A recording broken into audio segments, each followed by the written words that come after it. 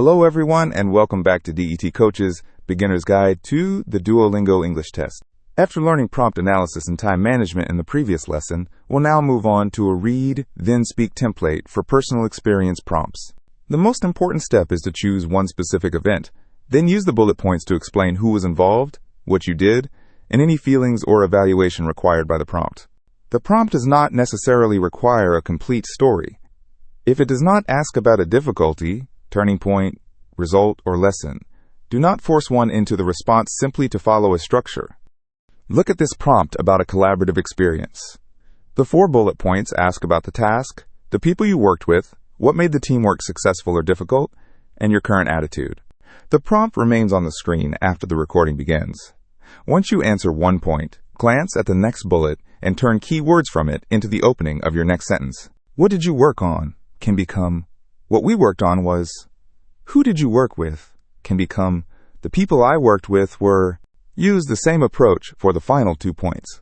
You can say, what made the teamwork successful was, then use as for whether I enjoy this kind of collaboration to move directly into your attitude and reasons. These opening phrases make the structure of your response clearer. They also give you a little time to organize what comes next while you continue speaking. The first group in the lesson table anchors the experience in specific people and events. You can begin with one experience that immediately comes to mind or a good example from my own experience would be, by the time you finish this phrase, you have already narrowed your response to one event.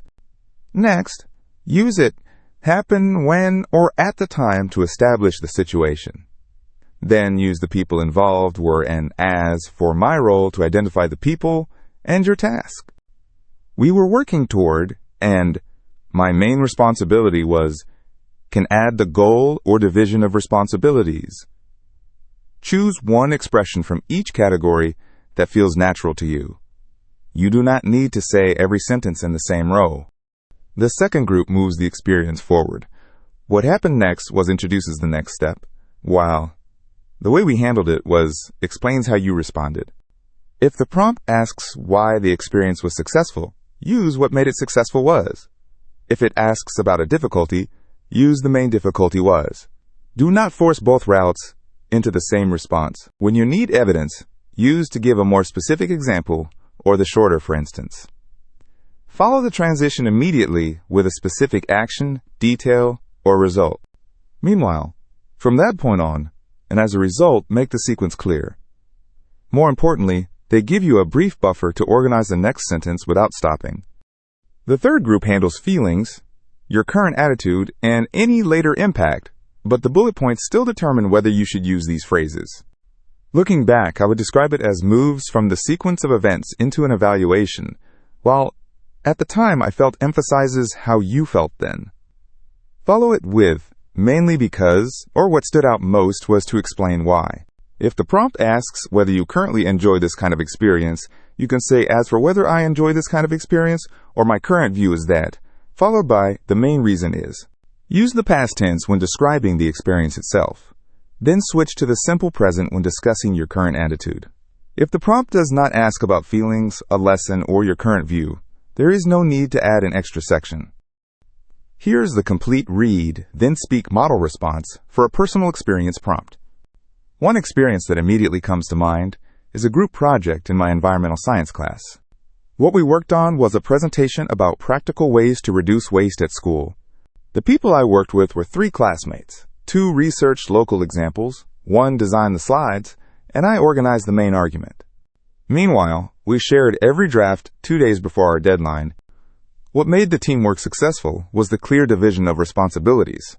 To give a more specific example, our early review showed that 2 sections repeated the same point, so we combined them before rehearsing. As a result, the presentation was clearer and everyone knew when to speak. Looking back, I would describe the experience as productive and encouraging. As for whether I enjoy this kind of collaboration, I would say yes.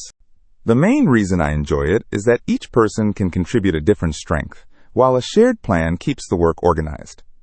When these sentences are placed back into the lesson example, the structure is clear. One experience that immediately comes to mind is identifies one group project. The keywords from each bullet point then guide the response through the task, the people, the reason for success, and the current attitude. Meanwhile, to give a more specific example, and as a result, connect the process, example, and result. They make the response more coherent and give the speaker time to prepare the next content point. When using the template, do not stack 2 or 3 opening phrases in a row.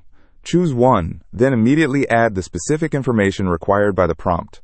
Remember that the bullet points on the screen are not only a checklist, they also provide template vocabulary you can use at any time. They remind you what to answer next and give you a buffer while you organize your ideas. For more template examples, see the corresponding lesson materials on the DET Coach website. In the next lesson, we'll learn a read, then speak template for descriptive and explanatory prompts.